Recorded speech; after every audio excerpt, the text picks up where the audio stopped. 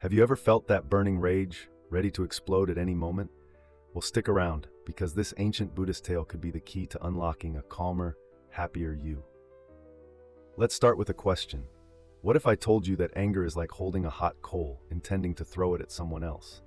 Sounds crazy, right? But here's the twist. You're the one getting burned. This idea is at the heart of our story today, so let's jump right in. Once upon a time, in a small village in Japan, there lived a young man named Kenji. Kenji was known for his quick temper and explosive anger. Whenever something didn't go his way, he'd lash out at anyone nearby. His friends and family started to avoid him, afraid of setting off his temper. One day, Kenji decided he needed help. He'd heard of a wise Zen master who lived in the mountains, known for helping people overcome their struggles.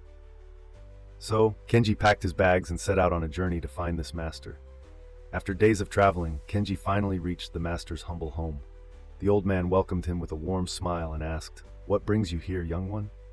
Kenji replied, "Master, I have a terrible temper. My anger controls me, and I'm losing everyone I care about. Can you teach me how to get rid of my anger?" The master nodded slowly and said, "I can help you, but first I need you to do something for me. Go back to your village and collect all the bitter herbs you can find. Bring them to me, and then we'll begin your training." Confused but determined, Kenji did as he was told. He spent days gathering every bitter herb he could find. His hands were scratched and sore, but he didn't give up. Finally, he returned to the master with a large sack full of bitter herbs.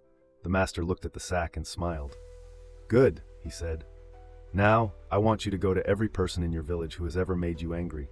Offer them the sweetest fruits you can find, and sincerely apologize for your past behavior." Kenji was shocked. "But master," he protested, "why should I apologize to them? They're the ones who made me angry."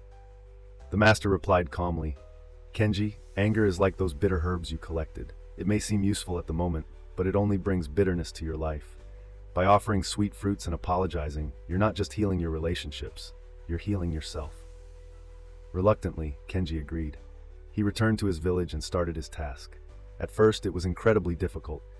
Some people slammed doors in his face, others laughed at him, but Kenji persisted. As days turned into weeks, something remarkable happened. People began to accept his apologies. Some even apologized back. Kenji found that with each interaction, the weight of his anger lifted a little. After a month, Kenji returned to the master, transformed. His face was lighter, his smile genuine. The master asked, "Tell me, Kenji, how do you feel now?" Kenji replied, "Master, I feel free. I never realized how much my anger was weighing me down, but I still don't understand. Why did apologizing help me more than them?" The master smiled and said, "Kenji, anger is a fire that burns the one who carries it. By apologizing, you weren't just seeking forgiveness from others. You were learning to forgive yourself. You've learned the most important lesson. Compassion, both for others and for yourself, is the true antidote to anger." Kenji bowed deeply, finally understanding the profound wisdom in the master's teachings. So, what can we learn from Kenji's story? First, anger often hurts us more than the people we're angry at.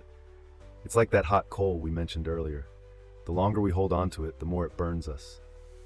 Second, the path to overcoming anger isn't about suppressing it or pretending it doesn't exist. It's about transforming it through understanding and compassion. When we make an effort to understand others and ourselves, we create space for healing. Lastly, forgiveness isn't just about the other person.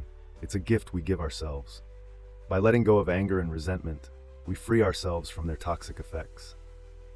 Next time you feel anger rising, remember Kenji's story.